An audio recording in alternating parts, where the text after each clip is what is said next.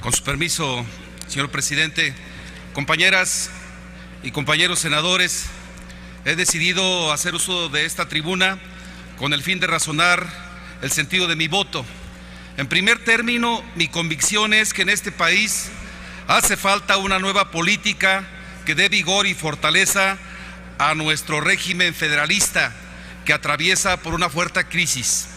Recordemos que la Ley de Coordinación Fiscal es un instrumento muy importante porque regula la distribución de los recursos que son de la nación, que tiende a la equidad.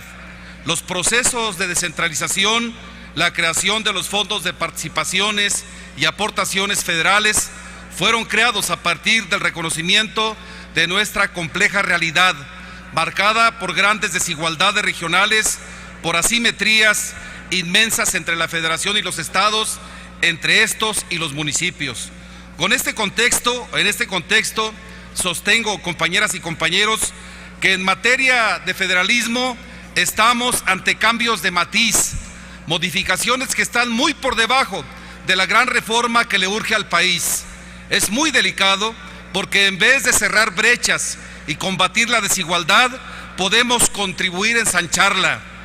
No perdamos de vista que nuestra obligación como representantes del Pacto Federal es impulsar el fortalecimiento de los tres órdenes de gobierno, es hacer justicia a las entidades federativas y municipios que están asfixiados. Nos proponen volver a un esquema marcadamente centralista, a un sistema donde el Ejecutivo Federal ejercía un dominio pleno sobre las autoridades estatales y sobre los trabajadores, aumentar la dependencia financiera y con ello el control, aunque ello va en contra de la autonomía y de los contrapesos al poder que son indispensables en cualquier régimen pluralista y democrático. Es preocupante que se impulsen retrocesos.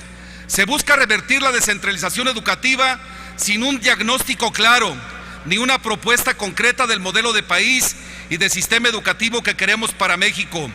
Los tres órdenes de gobierno deben hacerse responsables del desarrollo nacional, del derecho a la educación, a la salud y a los demás derechos en el marco de sus facultades constitucionales, pero en un contexto de respeto y de corresponsabilidad federalista, no de subordinación. Hay que ser claros. Es evidente que en esta reforma existe una dedicatoria especial de control absoluto sobre el sector educativo, que no favorece la calidad ni el desarrollo educativo.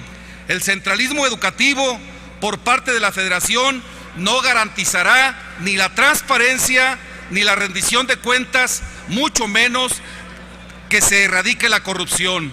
Otra vez, el Ejecutivo Federal busca encontrar culpables en vez de planear soluciones de fondo, con verdadero espíritu autocrítico y responsabilidad política. Primero, los maestros y ahora los estados son los responsables de los problemas educativos del país. Nos proponen que la solución es controlar y centralizar desde la Federación.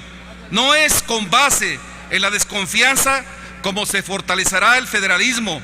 Por el contrario, debe completarse la descentralización entendida solo como la entrega de recursos presupuestales suficientes, sino también de facultades necesarias para mejorar la educación en los estados de la República. La Ley General del Servicio Profesional Docente es, en el fondo, un mecanismo de control político de los maestros por la vía laboral. Con las reformas a la Ley de Coordinación Fiscal se busca afianzar este control por la vía financiera, que la nómina del magisterio se vuelva a centralizar y la pague toda el gobierno federal.